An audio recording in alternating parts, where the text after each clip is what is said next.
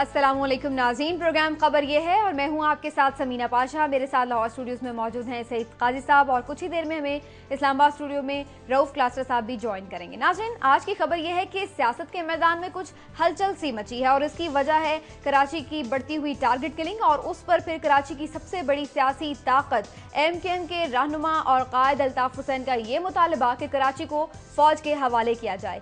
जब से ये मुतालबा सामने आया है, इस हवाले से मुख्तलिफ जो आरा हैं वो भी सामने आ चुकी हैं। कोई इस पर तनकीद कर रहा है तो कोई इसे जमहूरी करार दे रहा है, कोई कह रहा है कि यही मसले का हल है, तो कोई कह रहा है कि इसका मतलब तो ये हुआ कि सियासी जमातें नाकाम हो गई, जमहूरियत नाकाम हो गई। इस मुतालबे के पीछे क्या अवामिल हैं और क्या वाकई सिर्फ वाहिद यही हल बचा है अब कराची के मसले का?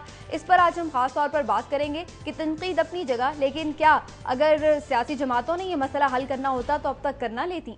इसके साथ साथ नाज़रीन, आज एक और अहम डेवलपमेंट भी है, वो ये कि पाकिस्तान तहरीक इंसाफ के चेयरमैन इमरान खान इंसाफ के लिए आज सुप्रीम कोर्ट में पेश हो रहे हैं। इससे पहले भी तौहीन अदालत केस के सिलसिले में वो अपनी एक पेशी भुगत चुके हैं और आज उन्हें दूसरी पेशी भुगतना है। वो खुद पेश भी होंगे और अपना जवाब भी दाखिल करा चुके हैं। जो अपना जवाब उन्होंने दाखिल कराया उसमें उन्होंने अपने मौक़िफ़ का दिफा किया है और उनका ये कहना है कि वो शर्मनाक के लफ्ज़ को गाली नहीं समझते और ना ही उन्होंने पूरी अदलिया के ये लफ्ज़ इस्तेमाल किया, बल्कि उन्होंने सिर्फ रिटर्निंग ऑफिसर्स के किरदार पर तनकीद की थी।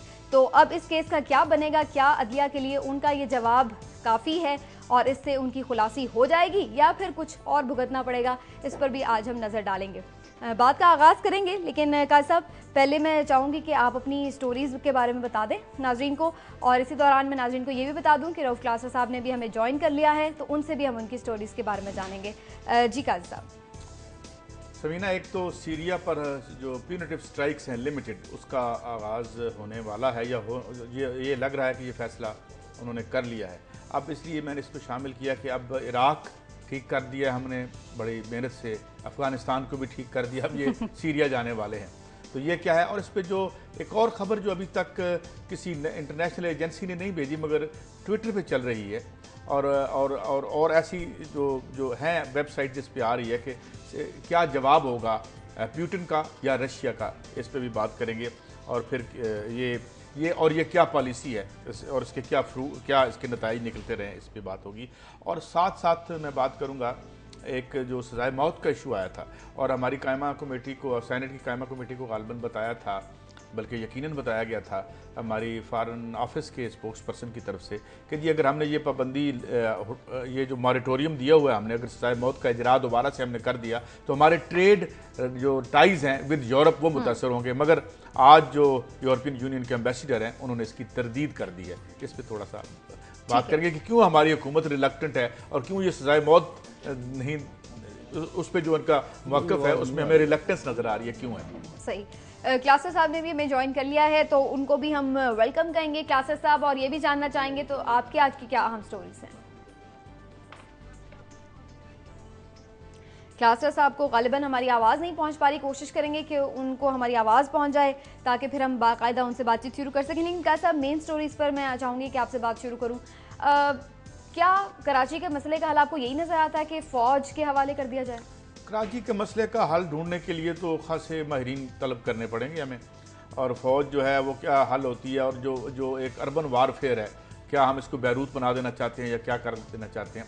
मगर इससे पहले जो बात है अहम वो ये कि जो शिफ्ट आया है, जो तब्दीली हुई है MQM के नुक्ते नज़र में, जो कल तक ये कह रही थी कि फ़ौज इसका हल नहीं है बाकी, और ये बल्कि मुझे याद है कल तक बड़ा वेहमेंटली कहते थे कि जी फ़ौज यहाँ ही क्यों, बाकी जगह भी पूरे मुल्क में लेके। और अब जब MQM की इस रवैये इसमें शिफ्ट आई तो मैं कल से ये सोच रहा हूँ कि इसकी क्या वजह है, इसके पीछे क्या मुहर्रिकात हो सकते हैं। तो मामला ये है कि एक तो बात ये लगती है कि जिस तरह ये कहा गया था कि जी बहुत से जो इसमें शामिल हैं पार्टीज़, और जो एक टेस्टिमनी आई थी उनकी जो हमारे रेंजर्स के जो DG हैं उन्होंने फरमाया था कि हर पार्टी का अपना मिलिटेंट विंग है, ये उनकी राय है और ये सुप्रीम कोर्ट में पड़ी हुई है। अब मुझे ये लगता है कि, और लगता नहीं बल्कि बात यूं ही लगती है, सुप्रीम कोर्ट ने इस मामले को, इस बात को फैसले का हिस्सा भी बनाया था। अच्छा, अब ये है कि जब आप इस तरह से मिलिटेंसी या एक माफियोजी बनते हैं, माफिया ग्रुप बनते हैं, तो उनकी कोई सेंट्रल अथॉरिटी नहीं रहती। वो जहां से शुरू होते हैं फिर वो टूटते। कराची में अब ये हुआ है कि बड़ी आउटसोर्सिंग होगी बत्ता ग्रुप्स की। अब मुझे ये लगता है कि वो भत्ता ग्रुप्स कीप कमिंग बैक और स्ट्राइकिंग दी जो उनके अपने ओरिजिन थे उनको उन्होंने हिट करना शुरू कर दिया है और बिल्कुल एक फ्री फॉर ऑल टाइप जो है। लेकिन इसमें एक बड़ी इंटरेस्टिंग बात यह है कि पीपल्स पार्टी और जो दूसरी जमातें हैं एमके मुखालिफ, उन्होंने ये कहा है कि जी क्योंकि खुद अब गवर्नमेंट में नहीं है इसलिए इनको याद आ रहा है जी फौज आ जाए। कॉन्स्पिरेसी थ्योरी और भी आ रही है, वो ये जी कि पीपल्स पार्टी को भी फारिग किया जाए। ये जो पीपल्स पार्टी के जो प्रो हल्के हैं वो ये कह रहे हैं जी ये अब इसमें दो मकासद हासिल किए जाने की कोशिश की जा सकती है। एक तो ये कि मुस्लिम लीग नून की और पीपल्स पार्टी की आपस में ठन जाए, क्योंकि अगर पीपल्स पार्टी वहाँ अगर फौज आती है कोई और अगर कर्टेल करते हैं सिविलियन से उसको, भले उसको आइन के एक साहिबान तले हम क्यों ना कर रहे हो, लेकिन इसमें यह है कि वो एक तो ये भी बात है कि जी MQM ये क्यों करे।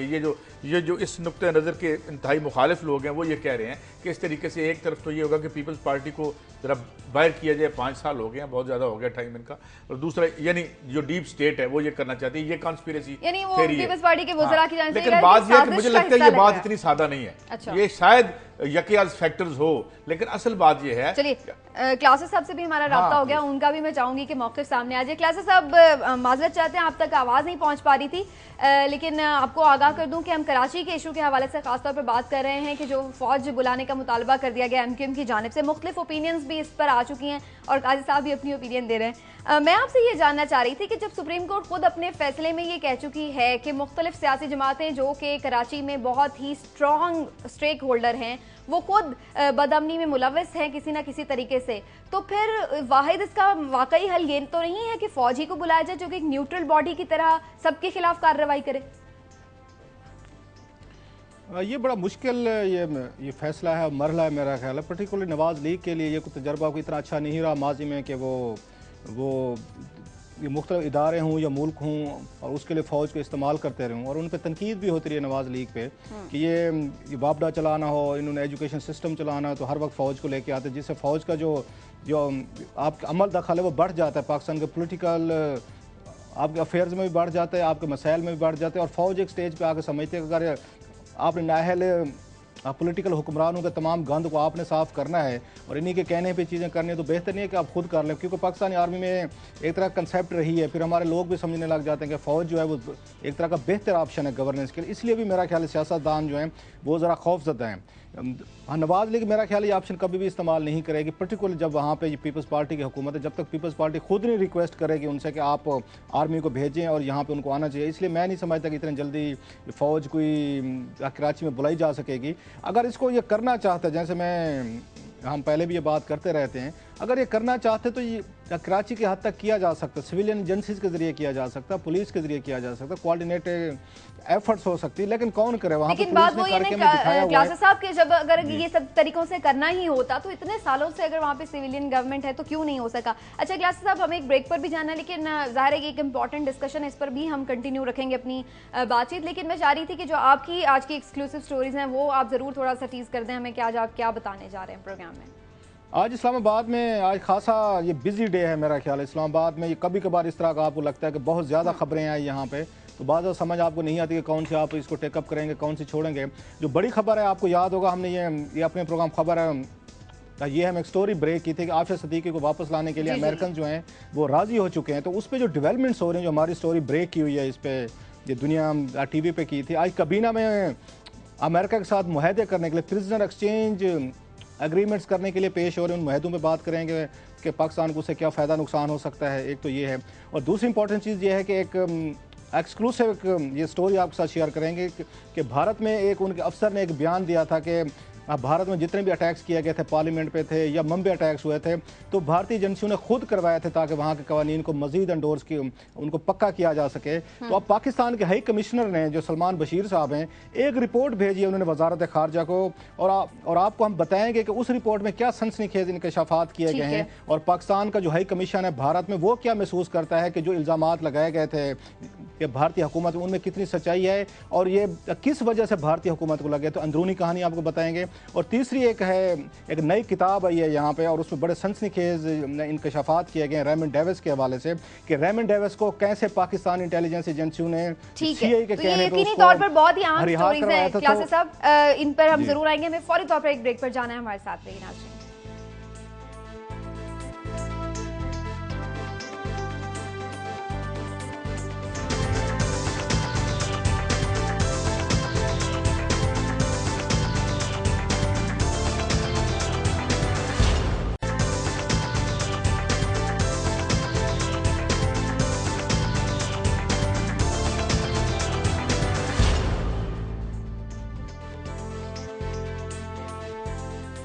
वेलकम बैक नाज़रीन। तो जैसा कि ब्रेक पर जाने से पहले हम बात कर रहे थे कि कराची में फ़ौज बुलाने का जो मुतालबा है क्या वही मसले का हल है या नहीं, और अब नवाज लीग को करना क्या चाहिए इस सूरत हाल में जबकि वो गवर्नमेंट में है। क्लासा साहब की गुफ्तगू आपने सुनी, थोड़ा कायद साहब को मैं दोबारा से इन्वॉल्व करूँगी डिस्कशन में।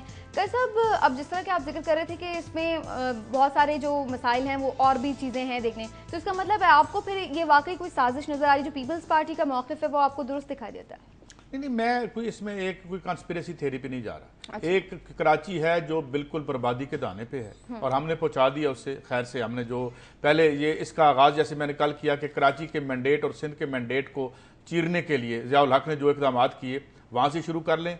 फिर आपकी ये जो आपकी पॉलिसी थी अफगान पॉलिसी, वहाँ से शुरू कर लें। इसके बाद आपने शहर माफियोजी के हवाले कर दिया है। ये सीधी बात है। अभी 4 दिन पहले कायमा कमेटी के सामने आपके 4 पुलिस जो चीफ थे 4 सूबों के, वो क्या कह गए हैं?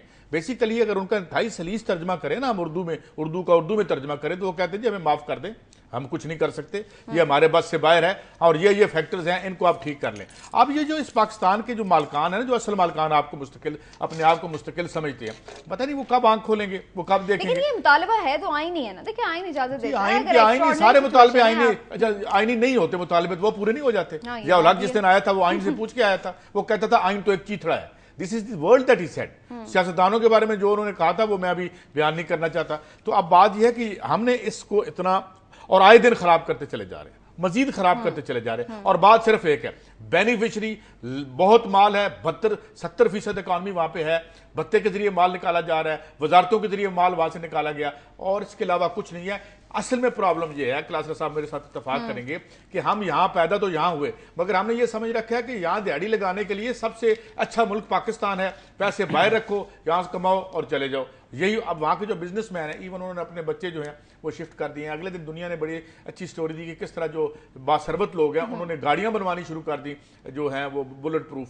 तो ये है सिलसिला, मगर ये रुकेगा नहीं अगर इसको इन्होंने ठीक ना किया। तो इनके जो आफियत कदे हैं अपने, ये जो इनके अपने आफियत कदे हैं ना, अब आप देखें ना, एक तरफ तो आम आदमी है जो स्लम्स में रह रहा है, जहां सेहत नहीं है, हेल्थ नहीं है, गंदा पानी, हम कल स्टोरी कर रहे थे। एक इनके घर हैं जो बेनिफिशरीज रह रहे हैं, बड़े बड़े फार्म हाउसेज हैं, दूर तक जो है वो गार्ड खड़े होते हैं। तो ये भी महफूज नहीं रहेंगे अगर आप एक माशी आफियत को कायम नहीं रखते एक सोसाइटी और समाज में, तो उसमें समाज में फिर ये भी इज्जत कर जाए तो एक सीरियसली करना पड़ेगा। साहब, आपको लगता है कि ये कोई कॉन्स्पिरेसी थ्योरी जिस तरह से पीपल्स पार्टी को नजर आ रही है, ऐसा ही है कि एमकेएम का इस मौके पर यह मुतालबा करना, जबकि इससे पहले वो खुद भी इस चीज की मुखालफत करती रही है? ये बात काजी साहब की ठीक है, मैं उसके लिए टर्म यूज़ करूंगा जो अक्सर यूज़ की जाती है कि पाकिस्तान ये हमारी रूलिंग लीड के लिए चरागाह बन चुका है। एक चरागाह है जिसमें ये मुंह मारते हैं, पैसे कमाते हैं, नोट कमाते हैं और बैरून मुल्क शिफ्ट करते जा रहे हैं। हमने कल ही मेरा ख्याल अपने प्रोग्राम में ये स्टोरी ब्रेक की थी कि जिस मुल्क के ये वज़ीर आज़म और सदर के लिए उनके 5 साल जो उन्होंने दौरे किए हैं और 53 ममालिक के दौरे किए हैं, उसमें 1500 गाड़ियाँ बैरून मुल्क हमारे सफारत खाने किराए पर ली हूँ। उसके बाद आप उस मुल्क के बारे में लीडर्स की सिंसेरिटी देख लें, इवन सदर जरदारी साहब का देख लें कि दुबई के उन्होंने 47 दौरे किए हैं और 230 से लेकर 50 दिन वो दुबई में रहे। ये सिर्फ दुबई की बात कर रहा हूँ। और किसी वक्त मैं आपको डाटा दूंगा कि सदर जरदारी साहब अपने इन 5 सालों में जब उनके जहाज पे सामान सुना है, कराची शिफ्ट हो रहा है ऐवान सदर से, पूरे का पूरा ये जहाज भर के जा रहे हैं जहाँ से ऐवान सदर से जा रहे हैं, कि 5 सालों में वो कितने साल बैरून मुल्क गुजार के हैं। उन्होंने 230 दिन से ज़्यादा दुबई में गुजारे हैं और ये कराची को ये ठीक करेंगे ये सारे। और बात वही है कि ये स्टेक होल्डर हैं, इन्होंने वहाँ पे माल कमाना है, इन्होंने वहाँ पे गुंडे पालने हैं, इन्होंने गैंगस्टर वहाँ पे कराची में रखे हुए हैं। ये इतनी आसानी से फौज या दूसरी एजेंसीज को नहीं आने देंगे। इवन लियारी में क्या सिचुएशन रही है, लेकिन वहाँ पर हुकूमत का कोई नुमाइंदा जाके कभी उन्होंने कोई स्टेटमेंट नहीं दिया, कोई उसके ऊपर स्पेशल मीटिंग नहीं बुलाई गई। और इवन बदीन से जो इतने लोग वापस आ रहे हैं वो क्या जा रहे हैं, कहाँ क्या कर रहे हैं, उसके बारे में कोई नहीं पूछता है, कोई स्टेटमेंट ही नहीं। अच्छा, कराची में फौज से मुझे समझना ये समझिए फौज की क्या जरूरत है वहां पे? आपको रेंजर्स आपकी मौजूद है और डीजी रेंजर जो है जनरल रिजवान है, उन्होंने सेनेट स्टैंडिंग कमेटी को बताया हुआ है, उन्होंने डिटेल्स बताई हुई हैं और कहा कि मेरे पास सबूत है कि किस किस पार्टी के वहां पे ये दहशतगर्द मौजूद है, ये कार्रवाइयां कर रहे हैं। उन्होंने कहा हमें आप फ्री हैंड दें, हम आपको ये करके देंगे, सारे का सारा क्लीन करके देंगे। ऑलरेडी रेंजर्स कराची में मौजूद है।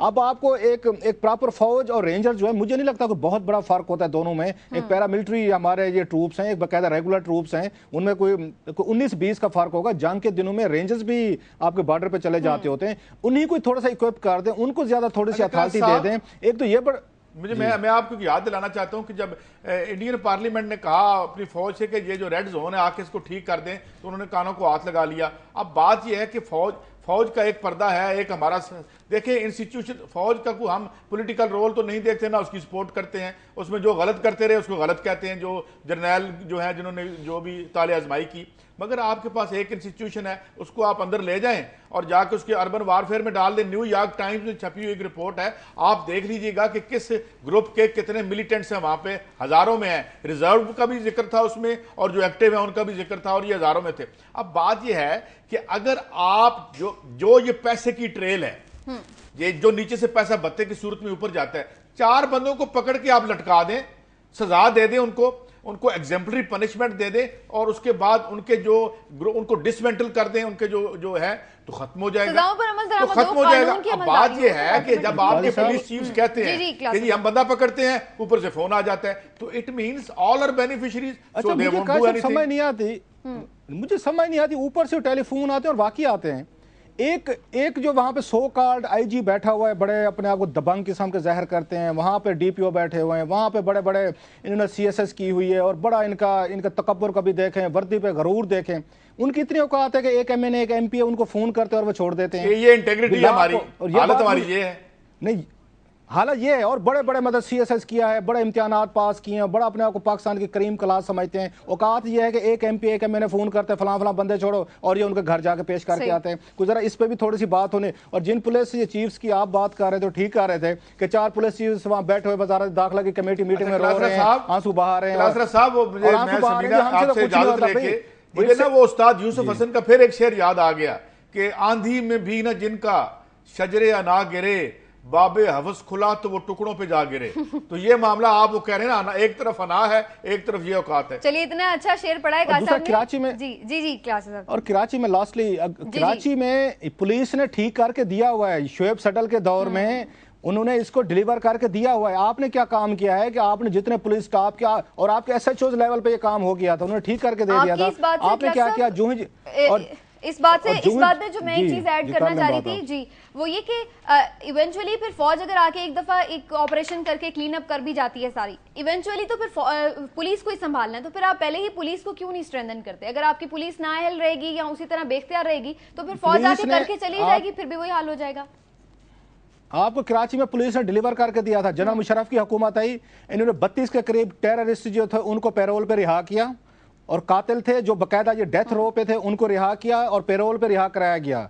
उसके बाद उन्होंने जाकर टारगेट किलिंग की और एक एक पुलिस वाले को चुन चुन के मारा गया, जिन लोगों ने वहां पे कराची ऑपरेशन में आके वो किया था, इनको हेल्प की थी। जब रियासत के इंस्टीट्यूशन मिल जाएंगे, अपने ही लोगों को, अपनी ही पुलिस फोर्स को मारेंगे, तो कौन वहां पे खड़ा होगा और क्यों खड़ा होगा सारा। इसलिए ये सियासतदान मिल चुके हैं, ये उतने ही बड़े गैंगस्टर हैं जो कराची में आप देख रहे हैं। ये कभी वहां पे फौज भी डिलीवर नहीं कर सकेगी। द बेस्ट थिंग इज कि आप डीपोलिटिसाइज करें, और पुलिस को भी थोड़ी सी पावर्स लेनी चाहिए। सारी उम्र किसी ने आईजी नहीं रहना, किसी ने सारी उम्र डीएजी नहीं रहना, और ना किसी ने डीपीओ रहना है। ये थोड़ी सी खुद भी हिम्मत दिखाएं, सेनेट स्टैंडिंग कमेटी के आगे ठीक है, आंसू तो बहाते रहते हैं पुलिस चीफ, ठीक, लेकिन इनको थोड़ा खुद अपने पांव पे भी खड़ा होना सीखना चाहिए इनको जरा। सही हो गया। थोड़ा सा आगे बढ़ेंगे। मैं चाह रही थी कि जो हमारी दूसरी आम स्टोरी है उसको भी थोड़ा सा जरूर हम टच कर लें। इमरान खान साहब आज पेश हो रहे हैं सुप्रीम कोर्ट में तौहीन अदालत केस के सिलसिले में, और कहा यह जा रहा था, गालिब इम्कान ये जाहिर किया जा रहा था कि आज ही शायद ये केस निमट जाए। मैं काजी साहब आपसे पहले जानना चाहूंगी आपकी ओपिनियन, आपको लग रहा है कि मामला रफा दफा हो जाएगा सुप्रीम कोर्ट? ये तो कोर्ट ही फैसला करेगी। जो उन्होंने जवाब को 21-24 पेजेस का दिया है, वो हम देख रहे थे उसकी तफसीलात, तो वो बड़ा क्वाइट इंटरेस्टिंग है। उसमें एक तो उन्होंने ये कहा है कि ये जो एक बॉडी है सुप्रीम कोर्ट की जिसने आरओज को क्लीन चिट दी है, इस हवाले से उन्होंने अपने एतराज़, एक उन्होंने बड़ी इंटरेस्टिंग बात इसमें आज खुल के ये की है कि 25 सीटें मुझसे छीनी गई पंजाब में, और कोई 8 के करीब जो है सिंध में। इसका मतलब वो ये कह रहे हैं कि कोई 35-34-35 सीटों का वो अभी भी कहते हैं जी घपला हुआ है। दूसरी बात जो उन्होंने इंटरेस्टिंग की है, जो उन्होंने हामिद खान साहब एडवोकेट के हवाले से अपनी ये जमा करवाई है आला अदालत में अपनी गुजारिशात, वो उसमें उन्होंने कहा जी कि आपने जो कह दिया है कि ये बड़ा मिसाली किरदार था आरोज का, तो इसका मतलब आपने मेरे केसेस तो प्री जज कर दिए। फिर इसके साथ जोड़ के उन्होंने जो अगला आर्गूमेंट अदालत के सामने पेश किया वो ये था कि अगर आपने उनको प्री जज कर दिया तो इससे तो बहुत से लोग हमारे मायूस हो गए हैं। उन्होंने उन्होंने केस ही फाइल नहीं किए, और दूसरी बात उन्होंने शर्मनाक लफ्ज जो है उसकी एक अपनी इंटरप्रिटेशन करने की है उन्होंने, और उन्होंने कहा कि ये मैंने डायरेक्ट नहीं किया था सुपीरियर जुडिशरी की तरफ, और मेरा इससे ये मतलब था, ये मतलब नहीं था। अब आप इसमें ये कोर्ट देखेगी और बात करेगी, मगर बहरहाल ये आज का बड़ा इवेंट है, और क्लासरा साहब इस्लामाबाद में बैठे हैं, यकीनी तौर पर ये बड़ा इवेंट है। ब्रेक पर भी हमें जाना है, मैं चाहूंगी कि आप जरूर इस पे थोड़ा सा कमेंट करें कि ये जवाब जिस तरह से इसके निकात का जिक्र किया कायद साहब ने, ये काफी है सुप्रीम कोर्ट के लिए, आपको ऐसा लगता है? एक जो अच्छी इसमें डेवलपमेंट हुई है मेरा ख्याल है कि वो ये कि चीफ जस्टिस ऑफ पाकिस्तान जो हैं उन्होंने अपने आप को इस बेंच से अलहदा कर लिया है। उसके बाद उम्मीद पैदा हो गई कि शायद ये डिस्पोज ऑफ अर्ली हो जाए, और पर्टिकुलरली जब आपको याद होगा इमरान खान साहब ने एक टेलीविजन चैनल को इंटरव्यू दिया था एक दिन पहले जब उनकी पेशी थी लास्ट टाइम, तो उसमें उन्होंने चीफ जस्टिस के बारे में फरमाया था कि वो मुतनाज़ा हो चुके हैं, और उसके लिए उन्होंने जो रेफरेंस इस्तेमाल किया था वो अरसलान इफ्तिखार वाला स्कैंडल इस्तेमाल किया था, और अगले दिन हमने अदालत में रवैया भी देखा था, बहुत उनके साथ टफ रवैया था, और इमरान खान को स्नब भी किया गया, एक तरह की शटअप कॉल्स भी दी गई, उनको बात भी नहीं करने दी गई। इवन हामिद खान जो थे वकील थे, उनकी तो बहुत तारीफ की गई कि आपने अदलिया की आज़ादी के लिए बड़ा बड़ा रोल अदा किया है, और जब इमरान खान ने कहने की कोशिश की कि सरकार के मैंने भी कुछ रोल अदा किया गया, तो उनको स्नब कर दिया गया कि आप चुप करके जाएं और बैठ जाएं। सो वो एक जो तनाव की कैफियत थी, मुझे लगता है कि वो अब एक नया बेंच बनने से वो थोड़ी सी खत्म होगी। और जैसे काजी साहब कह रहे थे, इमरान खान साहब ने भी एक समझदार सियासतदान की तरह थोड़ी सी पोजीशनिंग अपनी चेंज कर ली है। उन्होंने सो मैनी वर्ल्ड में उन्होंने कह दिया है कि बात, मेरा ख्याल है जो उन्होंने अब एक एक्सप्लेनेशन दी है, तो इसके बाद मामले को सेटल हो जाना चाहिए। इमरान खान भी अफोर्ड नहीं कर सकते कि मामला ज्यादा देर चले, और मेरा ख्याल अदालत के लिए भी ये बड़ा मुश्किल होगा कि वो कोई इस तरह का अनपॉपुलर फैसला करें जैसे उन्होंने गिलानी साहब को सजा दे दी, या इससे पहले भुट्टो साहब को सजा हुई, या कुछ और होते रही हैं कि इमरान खान जैसे पॉपुलर लीडर को सजा करें। इसलिए अदालत भी चाहेगी कि इस मामले से वो जितना जल्दी हो सकता है वो निकल जाए। तो लिहाजा आज की जो एक्सप्लेनेशन है, इमरान खान ने थोड़ी सी पोजीशनिंग चेंज की है, और अदालत ने भी थोड़ा सा अपना एक नया बेंच बनाया, तो मुझे लगता है कि एक तरह का विन विन सिचुएशन हो सकती है दोनों के लिए। ठीक है क्लास साहब। नाज़रीन, यहाँ पर हम एक छोटा सा ब्रेक लेंगे, जिसके बाद वापस आएंगे तो कुछ और अहम स्टोरीज हैं, एक्सक्लूसिव स्टोरीज हैं, जैसा कि आपको हमने बताया कि रेमंड डेविस को रिहाई कैसे मिली है, उस पर भी आपको एक एक्सक्लूसिव रिपोर्ट शेयर करेंगे, और उसके साथ साथ मुंबई अटैक से मुतालिक भी कुछ इंकशाफात है वो भी आपको बताएंगे। हमारे साथ रहिए।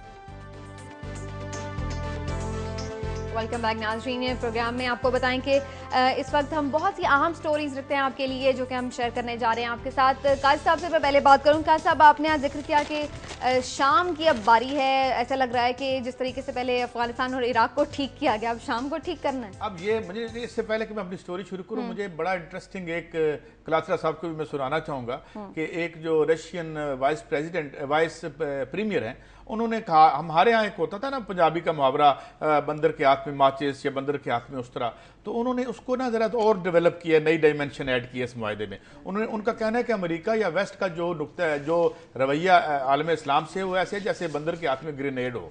तो उन्होंने थोड़ा सा स्टेप अप कर दिया। अब ये है कि ये सीरिया को ठीक करने जा रहे हैं, इराक आपके सामने ठीक हो चुका, ना वेपन्स ऑफ मैस डिस्ट्रक्शन मिले। हाँ, डेली एक धमाका होता है, और वहां पे तालिबानी की इंतहाई करप्ट गवर्नमेंट उन्होंने इम्पोज कर दी, जो इवन उससे भी वर्स्ट है, जो कि उसकी थी सदाम हुसैन की थी। इसी तरीके से अफगानिस्तान भी ठीक कर दिया उन्होंने, आपने देखा, उसको गारों के ज़माने में वापस भेज दिया, जिस तरह उन्होंने हमें धमकी दी थी। वहाँ पे अलकायदा जो है, वही अलकायदा है, वही मिलिटेंट्स हैं जिनको सऊदी अरब के साथ मिलकर वो शाम में सपोर्ट कर रहे हैं। लेकिन मैं थोड़ी सी इसकी बैकग्राउंड ये अर्ज कर दूं कि ये जो सारा क्राइसिस हुआ था, ये एक पॉपुलर मूवमेंट शुरू हुई थी बशार अल असद के खिलाफ, जिसने वहाँ प्राइवेटाइजेशन की और ये मगरब का निजाम लेके आया, जिसके खिलाफ, अच्छा, मगरब से उसकी क्या लड़ाई हुई कि जब उसने प्राइवेटाइजेशन की तो हिस्सा मगरब को नहीं दिया, क्योंकि डेमोक्रेसी का मतलब है मगरब के लिए ये होता है कि किसी रियासत और किसी मुल्क से माल में से उनका शेयर कितना है, तो वो उसने अपने क्रोनीज को दे दिया, अपने करीबी लोगों को दिया। जब मैशत का बोझ आम आदमी पे पड़ा और मूवमेंट शुरू हुई, तो उस मूवमेंट में फिर वेस्ट आ गया। फिर उन्होंने वही अलकायदा, जिसको यहाँ वो उसका बहाना बना के हमें वो बम मार रहे हैं, वहां पे उसको सपोर्ट करना शुरू कर दिया। मगर एक खबर जो अभी पक्की नहीं है, मैं इसलिए पक्की नहीं कह रहा क्योंकि सोशल मीडिया पे और ट्विटर पे चल रही है, और उसको मैं अभी न्यूज रूम में देख भी रहा था, अभी वेस्ट की किसी और बड़ी एथेटिक एजेंसी से नहीं आई, मगर ट्विटर पे चल रही है कि प्यूटन ने यह कहा है कि वो सऊदी अरेबिया पर मैसिव स्ट्राइक्स करेगा अकॉर्डिंग टू सोशल मीडिया, और कुछ वेस्ट की साइट्स है लाइक EU टाइम्स है, यूरोपियन यूनियन टाइम्स के एक मैं देख रहा था वो जितनी भी जल्दी में तो वो कह रहे थे कि अगर वहां हुआ अटैक तो हम इधर भी करेंगे। और साथ ही उस स्टोरी में ये भी बात शामिल थी कि सऊदी अरब के जो हैं बंदर अब्बास, उन्होंने जब मिले थे इनको प्यूटन को, तो उन्होंने कहा था कि जनाब अगर आप पीछे नहीं हटते सीरिया से तो फिर जो है वो जो हमले किया एक हमला अच्छा, जो आपके ओलंपिक्स हैं उस पर हमला जो है वो हो सकता है। अच्छा, मैं जो एक चीज जानना चाह रही हूँ ना कैसा, वो ये कि अभी कुछ दिन पहले मैं और आप ही शायद मिस्र की सिचुएशन डिस्कस कर रहे थे, तो उस पर हम ये बात कर रहे थे कि जी वहां पर उन्होंने टैंक चढ़ा दिए, अब क्यों नहीं बोले अमेरिका वगैरह। अब यहाँ पर कीमियाई हथियारों के इस्तेमाल की बात हुई, अब अमेरिका वगैरह अगर तैयारी कर रहे हैं तो हम कह रहे हैं कि जी ये अच्छा मुझे आप बताएं कीमियाई हथियारों वालों से एक तो ये पूछे ये जो ड्रोन हमले करते हैं। अगले दिन मैं एक ना टीवी पे एक शुगल सोसाइटी के नुमाइंदे को देख रहा था कि वो फजाइल बता रहे थे ड्रोन हमलों के, हमें फ्यूज और बरकत बता रहे थे, ये भी तो एक्स्ट्रा जुडिशियल किलिंग है। बात ये नहीं होती, बात मफादात की होती है। अब जब इराक और ईरान की जंग चल रही थी तो इराक को इंटेलिजेंस कौन सऊदी अरेबिया दे रहा था, वो वहां पे केमिकल वेपन इस्तेमाल कर रहा था, तब तो अमेरिका ने माइंड नहीं किया। ये इशू नहीं है, इशू ये है वो अपने मफादात के लिए सिर्फ इन्होंने और हमें कहानी सुनाते हैं। मगर एक बात जो मैं क्लासर साहब की तरफ जाता हूं, एक बात कि ये जो अलकायदा से कोई दुश्मनी खास नहीं है, इनका जन्म का रिश्ता है। अगर ये वहां सपोर्ट कर रहे हैं, अगर ये लीबिया में सपोर्ट कर रहे हैं उसको, तो यहां भी इनके डांडे उनसे मिलते हैं। क्लासर साहब, ये आपको नहीं लगता है कि ये हमारा कुछ ड्यूअल रोल हो जाता है कि कभी हम कहते हैं कि जी वो क्यों नहीं बोलते, अब क्यों नहीं वो सामने आ रहे, जब वो आते हैं मुदाखलत करते हैं, फिर हम कहते हैं कि यार इन्हें क्या तकलीफ है, ये क्यों अपने घर आराम से नहीं बैठते, क्यों मुदाखलत करते हैं। मेरा ख्याल है समीना, अगर आज इस प्रोग्राम की सबसे अच्छी बात अगर आज हुई है तो आपका ये सवाल है, मैं कहूँगा it's one of the best questions जो मेरा ख्याल है हमारे जैसे मुल्कों को सोचना चाहिए कि जब हम बैठते हैं, अगर अमेरिकन हमें इमदाद दें तो हम कहते हैं हम गुलामी कर रहे हैं जी, हम भीख मांग रहे हैं। अमेरिकन हमें ना गुलाम दें तो हमारा आर्गूमेंट ये हो जाता है जी अमेरिकन देख लें जी ये बड़े इंतज़ाम जालिम लोग हैं, हमें इस्तेमाल करते हैं, हमें तबाह करके चले जाते हैं और बदले में हमें कुछ देते नहीं है। और वो जो बात पॉइंट आपने उठाया है कि हमने इसी पे बैठ के कई दफ़ा बहस किया कि दुनिया को नजर नहीं आता कि वहाँ पे मिस्र में उन्होंने टैंक चढ़ा दिया फौज ने, अमेरिकन मुदाखलत नहीं कर रही। हमने बैठ के इस पे कॉलम लिखे हैं, इस पे एडिटोरियल लिखे हैं, इस पे टॉक शोज हुए हैं, हमने सब ने किए हुए, मिलकर किए हुए। अब जब उसके बाद वहाँ पे ये केमिकल वेपन इस्तेमाल हो रहे हैं शाम में और पूरी दुनिया कह रही है कि ये गलत हो रहा है और वो कुछ प्लान कर रहे हैं, अगरचे मेरा ख्याल खबरें ये आ रही जो मैं रात उस पर ट्विटर पे मैं भी देख रहा था कि अभी तक ओबामा ने इसको फाइनल नहीं किया कि हमें शाम में घुसना चाहिए या नहीं घुसना चाहिए। अगर वो मुस्लिम वर्ल्ड से दूर रहते हैं, स्ट्राइक्स कर रहे हैं, स्ट्राइक्स कर रहे हैं, वो स्ट्राइक्स का फैसला होगा। अगर वो दूर रहते हैं तो भी हम उनसे नाखुश हैं, अगर वो इन्वॉल्व होते हैं तो भी नाखुश हैं। तो फिर मुस्लिम वर्ल्ड को कहीं ना कहीं बैठ के सोचना चाहिए कि प्रॉब्लम अमेरिकन के साथ है, यूरोपियन के साथ है या खुद हमारे साथ है। वो मुदाखलत करें तो भी हमें अच्छी नहीं लगती, वो ना करें तो भी हमें अच्छी नहीं लगती। ये जो आपने डुअल रोल की बात की, मेरा ख्याल बहुत खूबसूरत बात की आपने कि हम किसी हालत में खुश नहीं हैं। अमेरिकन को दूर रह के भी खुश नहीं है, आपस में हम किलिंग्स कर रहे हैं, सिविल वार हमारे यहाँ हो रहे हैं, अफगानिस्तान उठे सिविल वार का शिकार है पिछले 30 साल से। इसके बाद आप इराक में जाएं, वहां पे हम सिविल वार नजर आती है, शाम में नजर आती है, इवन अब तो पाकिस्तान में आपको नजर आती है। अगर हमसे मुराद हम क्या कहते हैं आपकी अगर हमसे मुराद कोल्ड वार में मिलिट्री हमारी एस्टेब्लिशमेंट है तो मुझे हम समझ आता है। अगर हमसे मुराद हम साफी या पॉलिटिकल वर्कर्स थे तो हम तब भी कहते थे कि ये जिनको अफगानिस्तान भेज रहे और डॉलर जहाज के जरिए ये आके तुम्हें मारेंगे, कराची में मारेंगे, लाहौर में मारेंगे। और हम रिकॉर्ड पे हैं, वी आर सेइंग जो रूलिंग क्लास के हिस्से अमेरिका इस्तेमाल करता है, जो आके टीवी टॉक शोज में एनजीओज के प्लेटफॉर्म से हमें ये बताते हैं कि कितने फजाइल हैं ड्रोन हमलों के, वो लोग मौजूद हैं। और आपका जो हम है it refers to them and I agree with you. अगर मुझे ड्रोन पे मुझे इजाजत दें, जो हमारी मुनाफिकाना पॉलिसी है, दुनिया में कोई इससे ज्यादा मुनाफिकाना पॉलिसी नहीं होगी जो हमारी है। मुझे बता दें, मैं आपको ट्राइबल एरिया के मैं कोई 20 जर्नलिस्ट से मिला हूं, मैं किसी वक्त उनका बैठ कर नाम भी बता दूंगा, उनसे हम रिक्वेस्ट भी करेंगे जरा आके बात करें, लेकिन बेचारे नहीं कर सकते। जो कहते हैं कि ड्रोन सबसे ज्यादा इफेक्टिव है, इनको जारी रहना चाहिए। बड़े बड़े जुगादरी साफियों का मैं बता रहा हूं और टीवी पे खुल के बता रहा हूं। मेरी बहुत सारे फौजी अफसरान से बात हुई है, टॉप के यहाँ पे आना जाना कभी इंटरेक्शन हो जाते हैं हमारा, कोई आते जाते, वो ये फरमाते हैं कि ड्रोन हमारे लिए बड़े जरूरी हैं। हमारी पॉलिटिकल लीड समझती है, हमारी फौजी लीड समझती है, हमारी जर्नलिस्टिक बरादरी समझती है, लेकिन मुनाफिकत देखें, आपने कौम को आज तक सच नहीं बताया कि ये ड्रोन जो है आपके लिए कितने इंपॉर्टेंट है, कि हमारी फोर्सेस, हमारी इंटेलिजेंस एजेंसी, हमारे वसाइल इतने नहीं है कि आप ट्राइबल एरियाज में जाके उन लोगों को हार्ड परसूट कर सकें, उनको जाके वहां से अब स्मोक आउट कर सके। हम नहीं कर सकते। हमने क्या हरकत की है अपनी कौम के साथ, जो झूठ बोले हैं, कौम को एजुकेट करने की बजाय, उन्हें एतमाद में लेने की बजाय कि ये हमले हमारी मर्जी से हो रहे हैं और क्यों हो रहे हैं, किन किन रीजन की वजह से हो रहे हैं। हमने अमेरिकन को कहा कि करें क्योंकि हमारी फौज वहां पे नहीं कर सकती। साथ में हमने मीडिया में अपने बंदे बुलाए, मेरे जैसे बुलाए, उनको कहा कि आप शुरू हो जाए, हम तो अपोज कर रहे हैं। पॉपुलर स्टांस मीडिया में ले लिया। अगेन आपने लोगों को कंफ्यूज किया है, आपने लोगों को कंफ्यूज किया है। सिवाय एक बात के, हम कौन है? थोड़ी सी बात हम कौन है? वो रूलिंग एलीट जो जाके सजदा करती है, जाके इसको एन पैटरसन को जैसे विकीलीक्स में, वो लोग जिसको वो इंपोज करते हैं, जिनके डबल अकाउंट्स होते हैं, जिनके बच्चों के पास अमेरिका के पासपोर्ट होते हैं, यहाँ वो हुक्मरानी करने आते हैं, और एक अवाम है जिन पे ड्रोन बरस रहे हैं, मईशत के ड्रोन। सही। और चलिए क्लासेस साहब को एक्सप्लेन कर लेते हैं। जी क्लासेस साहब बताइए, हम कौन है? कैसा मेरा ये कहना था, पॉपुलर स्टैंस लेना बड़ा जरूरी है। ड्रोन की कंडमनेशन करना सबसे बड़ा, तालियां बजवाना, बैठ के तबले मरवाना, बैठ के ढोल बजवाना, प्रोग्राम करना बड़ा आसान काम है कि वे देखें हम ड्रोन के खिलाफ हैं। बात यह है कि अमेरिकन पागल हो गए, हमें ड्रोन हमले क्यों कहते हैं। और नवाज शरीफ साहब ने बात की थी चाइना में हम सहाफियों के साथ कि हमें देखना चाहिए, हमें अपना घर भी देखना चाहिए। ये बात उन्होंने की थी वहां पे, जो ठीक की थी नवाज शरीफ साहब ने। आज तक इस पे कभी आपने काजी साहब की प्रोग्राम देखा कि ड्रोन हमले हो क्यों रहे हैं? हमने कभी रीजंस पे बात की? हम बात नहीं करते। एक तरफ हम कहते अलकायदा, आप जरा देखें हमारी मुनाफकत देखें। एक तरफ हम कहते हैं हमारी एस्टेब्लिश पॉलिसी है कि अलकायदा जो है वो पाकिस्तान की दुश्मन है, और फिर हम रिपोर्ट करते हैं, हमारा मीडिया रिपोर्ट करता है कि अलकायदा के फलां जो एक्टिविस्ट थे वो मारे गए हैं। साथ में हमारी मजम्मत होना शुरू हो जाती है। इससे कोई बड़ी मुनाफिकाना स्टेट पॉलिसी है का बयान भी आ जाता है, पता चलता है एक दिन मारा गया, एक दिन नया आ गया। और क्या हमने इस बात पे प्रोग्राम किया कि अलकायदा और इस मिलिटेंसी का जो 60s में पॉलिसी बना के इन्होंने रूस के खिलाफ इस्तेमाल की, अमेरिका का और इस जहाद का आपस में क्या रिश्ता है? क्या हमने कभी ये बहस की कि इख्वानुल मुस्लिमून और अब्बास को बनाने में इजराइल की जो इंटेलिजेंस है उसका कितना हाथ था? क्या हमने कभी इस पे प्रोग्राम किया कि किस तरह इस फंडामेंटलिज्म को अमेरिका ने कभी दोस्त और कभी दुश्मन बना के हमारे खिलाफ इस्तेमाल किया? तो there are many question marks that we won't discuss. Qazi साहब मुझे इसकी एक्सप्लेनेशन आप दे दें, चले मैं और तो किसी से नहीं मांग सकता, आप दोस्त हैं, मुझे आप ही एक्सप्लेनेशन दे दें। हम कहते हैं अलकायदा हमारी दुश्मन है, स्टेट पॉलिसी है, हमारा कौमी बयान आते हैं, कौमी अमेरिका की दोस्त कहती है। इस वक्त शाम में अमेरिका के साथ दोस्ती कर रही है। अब मिलिटेंट को वो वहां पे पैसे और असला दे रहा है, उनकी हमायत में वो स्ट्राइक्स वहां करेगा। कभी दुश्मन बना के इस्तेमाल करते हैं हमारे खिलाफ, कभी दोस्त बना के करते हैं। काजी साहब मैं थोड़ी सी, अगर मुझे आप इजाजत दें, मैं ये कह रहा था हमने डिक्लेयर पॉलिसी दी हुई है, फौज ने दी हुई है, पॉलिटिकल हमारी एलीट ने दी हुई है कि अलकायदा हमारी दुश्मन है। जो ही ड्रोन होते हैं साथ में हमारे इस पे टिकट चलते हैं कि अलकायदा का फलां लीडर उसमें मारा गया है, साथ में मुजम्मिल बयान चलने शुरू हो जाते हैं हमारी मारा है। ये कह रहा हूं हमारी पॉलिसी है। लोगों को ये बताएं, अलकायदा बनाने वाला ओसामा बिन लादेन यहां कौन लेके आया था? अमेरिका बहादुर नहीं लेके आया था उसको। तुर्की अल फैसल जो इंटेलिजेंस चीफ था उसने CIA से नहीं मिलवाया था। यहाँ पे जब वो उसको कहां से मिले, जब वो कोएड स्कूलों पे बम मारा था अफगानिस्तान में, अच्छा खासा अफगान तो उनका दोस्त नहीं था।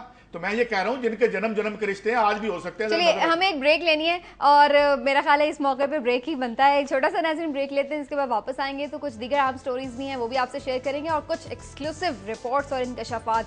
हमारे साथ रहिएगा।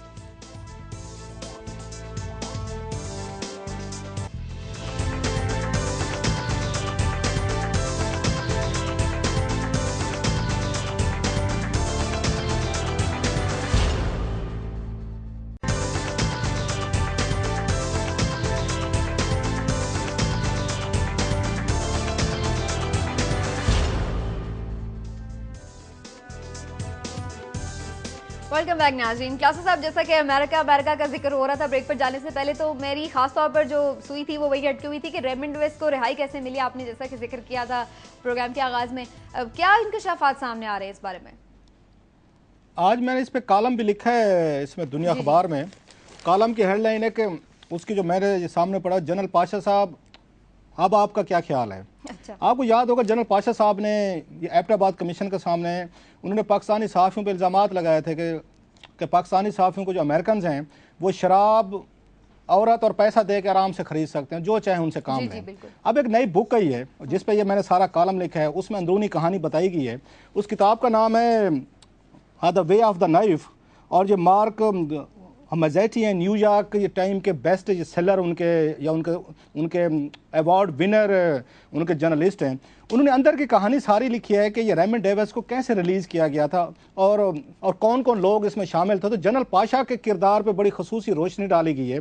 उसमें वो ये लिखते हैं कि ये बाकायदा तौर पर, और जो इंकशाफात से भरपूर किताब है, जिसका मैंने आपको पहले बताया कि पूरा कालम आज मैंने लिखा है इस पर कि जना साहब आप हमारे बारे में तो कहते हैं सहाफ़ियों के बारे में कि औरत शराब और पैसे के जरिए खरीदे जा सकते हैं, जो सर्विसेज इन्होंने अमेरिकन के लिए दी हैं वो बड़ी इंतहाई शॉकिंग है।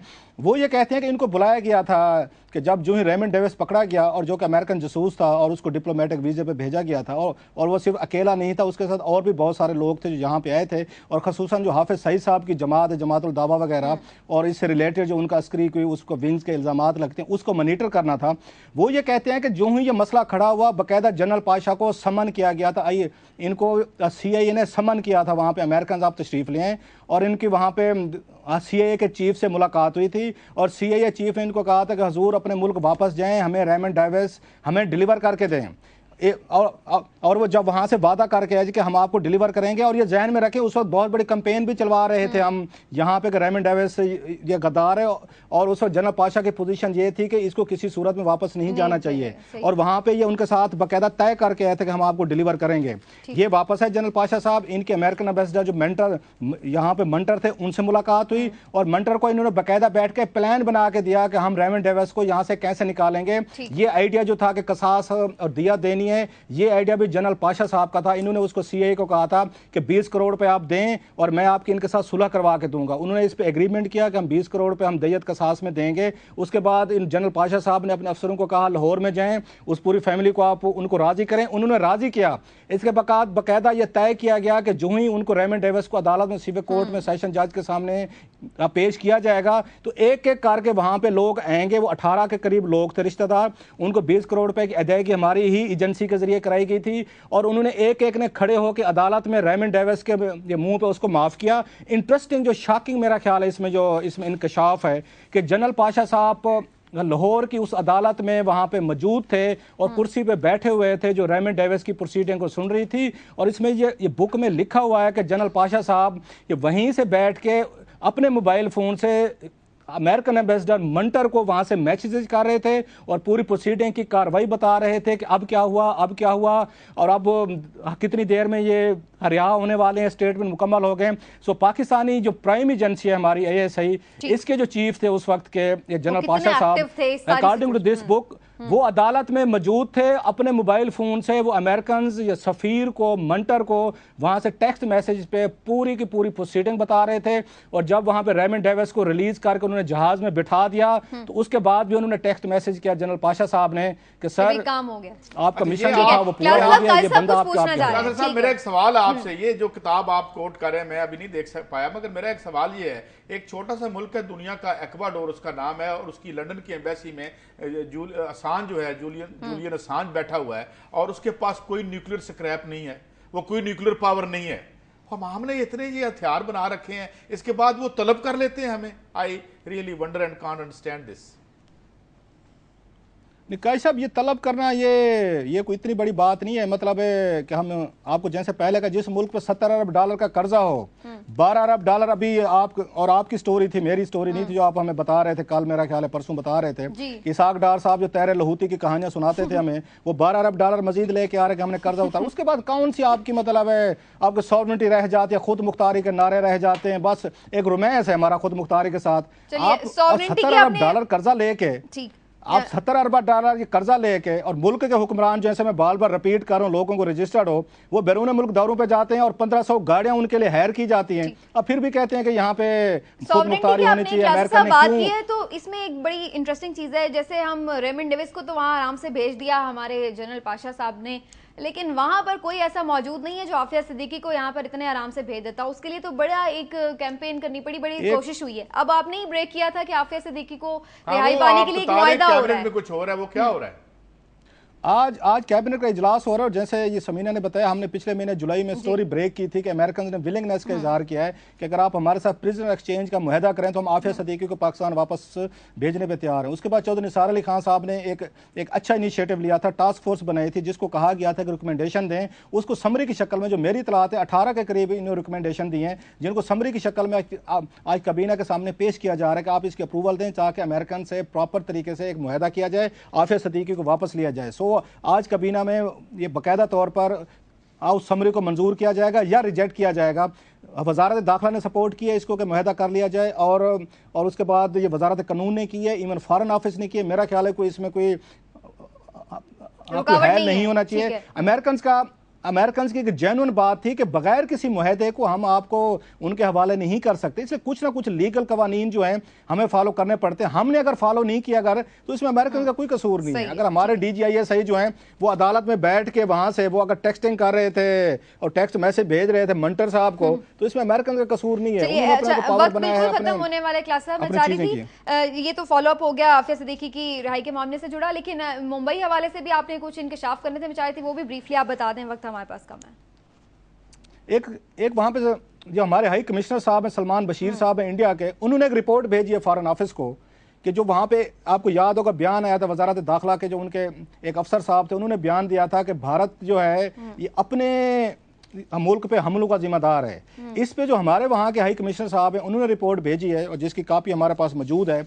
वो ये कहते हैं कि ये जो हमले थे इनका भारतीय हुकूमत ने नहीं करवाए थे, उन्होंने मुस्तरद किया है अपने ही उनके अफसर के इल्ज़ाम को। वो ये कहते हैं कि भारत की 2 इंटेलिजेंस एजेंसी CBI और इंटेलिजेंस ब्यूरो की आपस की लड़ाई के बाद ये इल्ज़ाम सामने आए हैं। अच्छा। वो ये कहते हैं कि CBI जो है वो गुजरात में 4 मुसलमानों को वहाँ पुलिस मुकाबले में मारा गया था और CBI ने जाके उसकी इन्वेस्टिगेशन की थी, तो पता यह चला था इंटेलिजेंस ब्यूरो जो है वो भी मुसलमानों के कत्ल में मुलविस थी और CBI ने बाकायदा उनके खिलाफ फंडिंग दी थी। तो वो ये कहते हैं कि अब इंटेलिजेंस ब्यूरो ने वहां पे वजारत दाखिला के एक अफसर को इस्तेमाल करते हुए उन्होंने जाके जो इल्जामात लगवाए हैं वो CBI पे लगवा दिए ताकि ये डिस्क्रेडिट हो, इसकी आवाम में बदनामी हो और इसको लोग सीरियस नहीं डालें। सो हमारे हाई कमीशन का इंडिया में ये कहना है, इंकशाफ करना है कि भारत की हुकूमत पे जो इल्जामात लगे हैं उनके अपने ही लोग उन्हें लगे हैं कि खुद हमले करवाएं, वो ठीक नहीं है।